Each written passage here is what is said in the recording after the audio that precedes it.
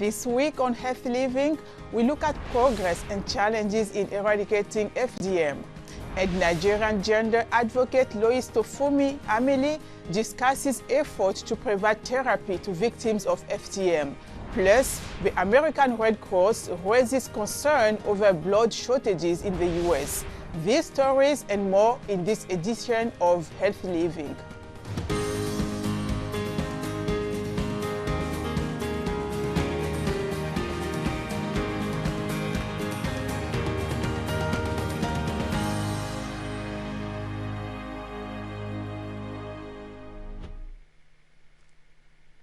Hello, I'm Nanit Talani.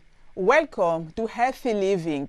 It's a global issue that continues to raise concerns worldwide, female genital mutilation or FGM.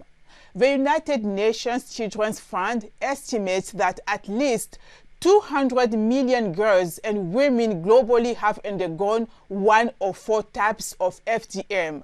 Medical experts say female genital cutting endangers women and girls' health with health problems such as severe bleeding, complications in childbirth, and psychological damage. Observers say the practice, often linked to cultural rites of passage, involves the partial or total removal of the external female genitalia.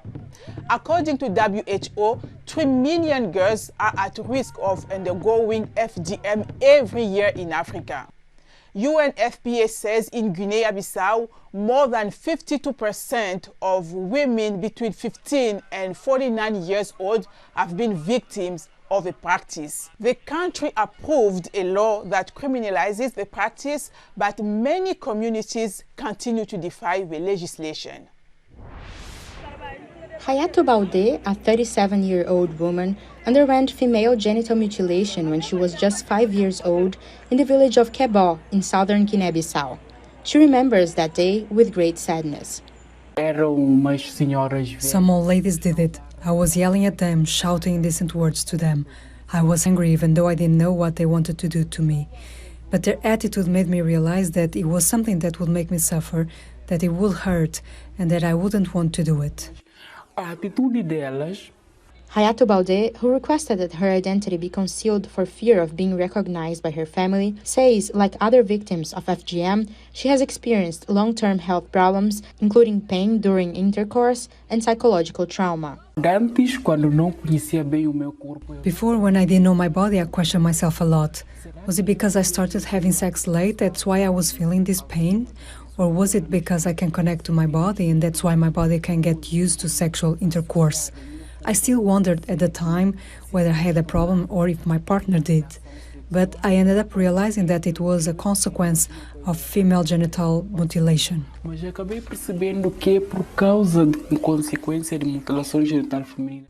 doctor Malafi Mané has been working for the past 14 years with women of all ages who underwent FGM in the West African country. He says the practice has an impact on the victims' sexual quality of life and also affects their partners.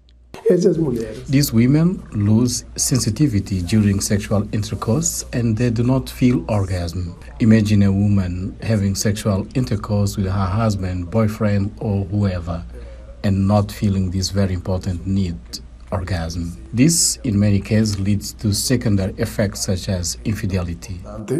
In 2011, the government of Guinea-Bissau established the National Committee for the Abandonment of Practices Harmful to the Health of Women and Children. The president of the organization, Marliatou Diallo Condé, says FGM is a public health concern in the country. Female genital mutilation, unfortunately, still constitutes a major concern and a serious public health problem, affecting around 52% of women nationally aged between 15 and 49 years old. In 2011, Guinea-Bissau also adopted a law criminalizing FGM.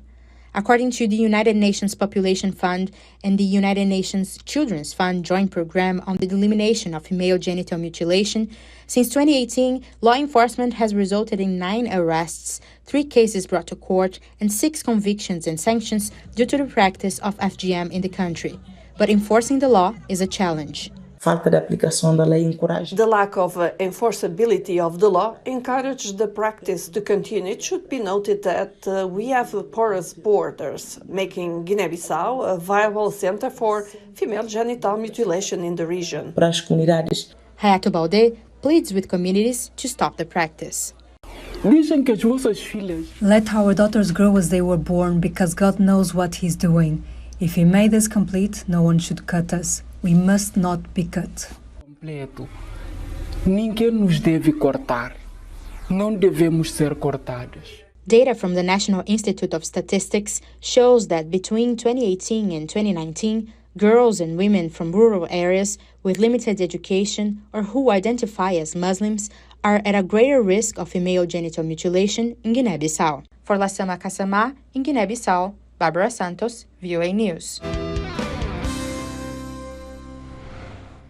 Lois Tofunmi Amele is a certified sexual and gender-based mental health advocate. She is certified by the Federation of International Gender and Human Rights. Amele is the executive director of Good Tides Philippine Missions Foundation, an organization dedicated to offering therapy to victims of FGM. She discusses the fight against female genital cutting.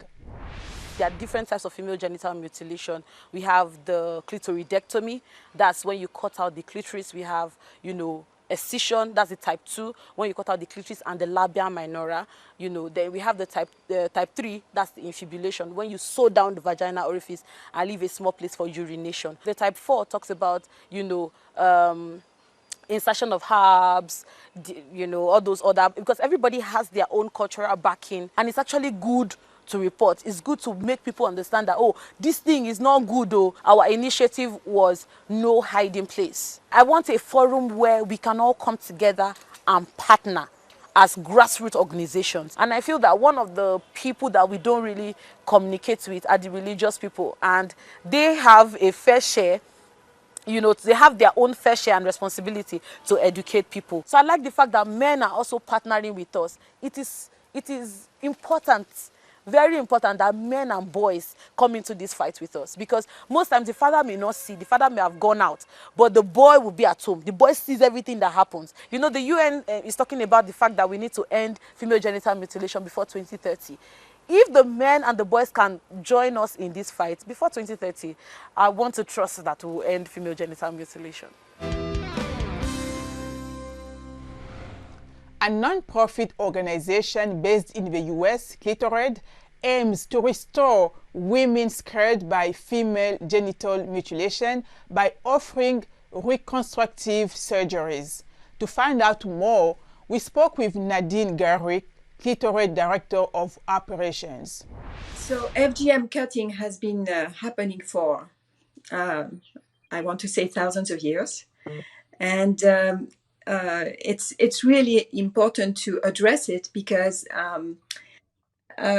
it's affecting women, of course, physically and mentally, their self-esteem. Now, a spiritual leader was in Africa just a few years ago in 2006, where he was giving a speech, and he realized that FGM was a big problem there, And so he said, we must do something, At that time, Dr. Pierre Foldes had found a way to, it was a surgery, clitoral restorative surgery, that can repair the clitoris of women that have been genitally mutilated. Maitreya Rayal said, maybe we could build a hospital. And we had a good team in Burkina Faso, and sure enough, we started the building of this hospital. We have been, since 2009, I think, we have been very busy and active as a non-profit organization to restore the clitoris of women that have suffered from female genital mutilation.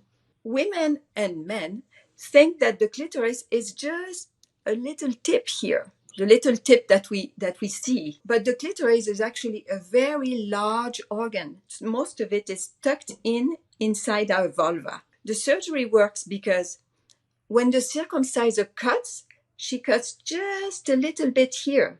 She cannot cut the whole thing. It's impossible. So what does the surgeon do? They remove the scar tissue from the part where the cut took place, and then the stump of the clitoris is brought up to the surface and then, of course, held into place with sutures. So the surgery takes about an hour, and the recovery takes about 3 months. So we need to re-educate them and also to make them feel happy, comfortable with their body. The surgery is no big deal.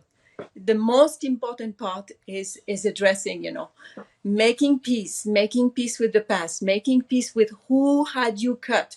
And so when the forgiveness has taken place, then it's time to look at your vulva and fall in love with it. The American Red Cross has declared a critical blood shortage, with supplies running the lowest in 20 years. The number of donors in the country has declined by 40% for reasons that include COVID, seasonal infections, and bad weather. Angelina Bagdasarian visited a blood donation station in Los Angeles in California and talked with some of the donors. Anna West narrates her story. Lindy Lewis has been donating blood for many years for personal reasons. I have the ability to do it because I know not everybody can. I know there's shortages. And then there have been cases of cancer in my family before. So with donating platelets, it helps cancer patients. So it's something that I can do to help people even if I don't know them. Lewis will spend about 2 hours donating blood, enough time to relax and watch a movie, she says. But she's one of the few people at the blood donation center. And according to Joanne Nowlin from the American Red Cross, the number of blood donors has hit a record low in the last 2 decades. Since 20 years ago, the blood donor population has dropped by 40%. We used to have close to 4 million, now it's just a little over 2 million. And so this is something, and a lot of this has to do with, certainly after the pandemic, when we had schools were closed, our businesses were not operating. Right now, with the weather happening across the country, seasonal illnesses. Heavy snowfalls, torrential rain, and tornadoes across the U.S. have caused many potential donors to cancel their appointments, say American Red Cross representatives. And thanks to seasonal illnesses like flu and the return of COVID, Nowlin says the situation might get even worse. Right now, the most urgent need is for platelets as well as type O blood, positive or negative. But really, any type blood is needed right now so that we can increase the overall blood supply. Anyone older than 18 can donate blood in the U.S. once about every 56 days, and the donor's weight needs to exceed 50 kilos. Dean Rubin says he comes here to donate blood every 2 months. I've been donating platelets for about 10 years. I'm lucky that I have very good health, and I feel like it's a simple way to give back to those that are less fortunate. In the U.S., blood donors don't get paid, even when the blood shortage reaches critical levels.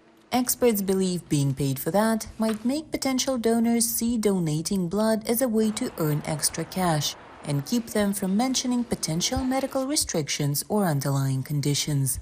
But Lewis says there are some perks.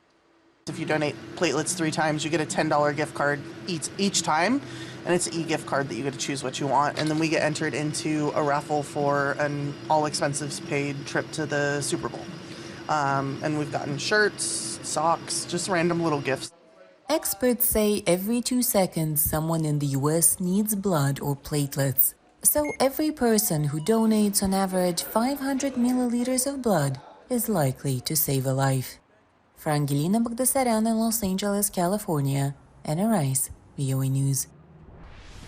That's our show for today. For more health news, wellness tips, and medical breakthroughs, stay connected to Voice of America at voaafrica.com. Until next time, stay well and strive to make every day a healthy day.